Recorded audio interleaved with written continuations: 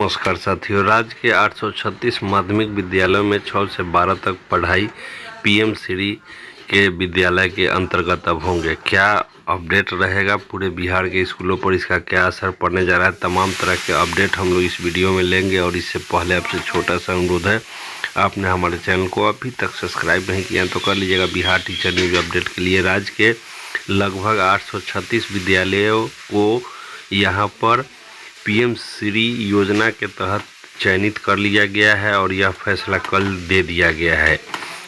और इससे क्या होगा तो आप जान लीजिए कि पीएम श्री विद्यालय भारत सरकार का एक केंद्र प्रायोजित योजना है। इसका मकसद बेहतर विद्यालय की स्थापना करना है और 2020 के तहत जो शिक्षा नीति आई है उसके तहत यह फैसला लिया गया है।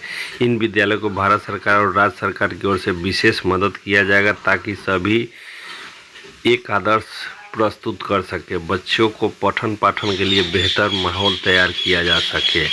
इसके अंतर्गत जो शिक्षक हैं उनके सेवा और तमाम तरह के मुद्दे को आप जानिए कि क्या हो सकता है। अर्थात सिर्फ हमारे शिक्षक ही नहीं बल्कि छात्र, शिक्षक, विद्यालय का संरचना, इन सब पर असर पड़ने वाला है। इन सारी बातों की जानकारी आज की इस वीडियो में प्राप्त करेंगे।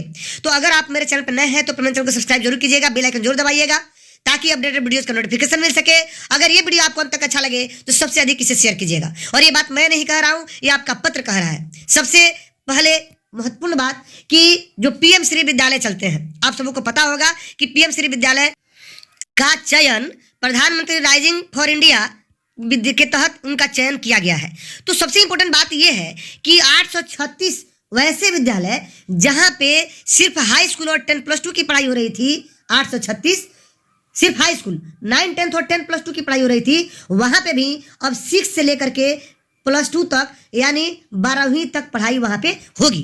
अब इसका व्यापक असर शिक्षक और छात्रों पर क्या पड़ने वाला है, तो सबसे महत्वपूर्ण जो बात है कि प्रधान शिक्षक यानी जो 1 से 5 की बहाली पर भी असर होगा।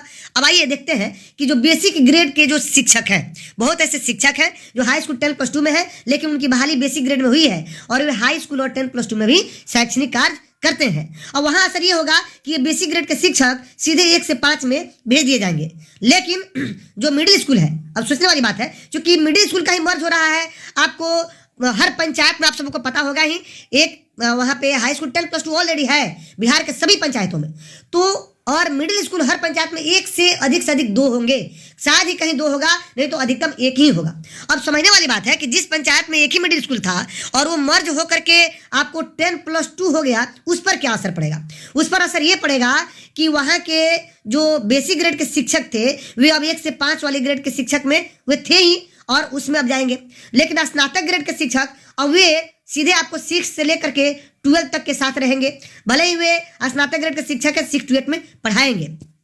तो आइए, अगर 2 मिडिल स्कूल है और वहां पे स्थिति ये है कि वहां के जो आपके बच्चे हैं नजदीक के मिडिल स्कूल के, उन बच्चों को वैसे विद्यालय में जो आपका हाई स्कूल 10+2 है या जो पीएम श्री के तहत संचालित होते हैं, वहां पे उनको मर्ज किया जाएगा। तो सबसे बड़ा इंपॉर्टेंट बात यह है कि प्रधान शिक्षक की जो बहाली 1 से 5 में होनी है वो 1 से 5 में ही होगी। बहुत सारे हमारे शिक्षक मित्र कयास लगा रहे थे कि प्रधान शिक्षक की बहाली 6 से 8 में होगी। बिल्कुल नहीं होगी, क्योंकि 6 से 8 का एचएम का पद अब समाप्त हो जाएगा। और ये मैं नहीं कह रहा हूँ, ये लेटर कह रहा है, आगे हम आपको बताएंगे। तो स्नातक ग्रेड के शिक्षक कहाँ चले जाएंगे? 6 से लेकर के 12 तक वाले में, जो पीएम श्री जो भी स्कूल चलेगा 6 से 12वीं तक, और उसी विद्यालय के बेसिक ग्रेड के शिक्षक 1 से 5 में ये चले आएंगे। इनका संविलियन होगा। दूसरी बात कि छात्रों का भी संविलियन होगा। जो 6 से 8 तक के छात्र हैं वे चले जाएंगे वहां पे 6 to 12 तक का, और उस जो मिडिल स्कूल जो है वो बच जाएगा, वो सिर्फ वो 1 से 5 तक क्या कहलाएगा? प्राइमरी स्कूल हो जाएगा, यानी उसका डिमोशन हो जाएगा अगर उस परिसर क्षेत्र में नहीं है तो।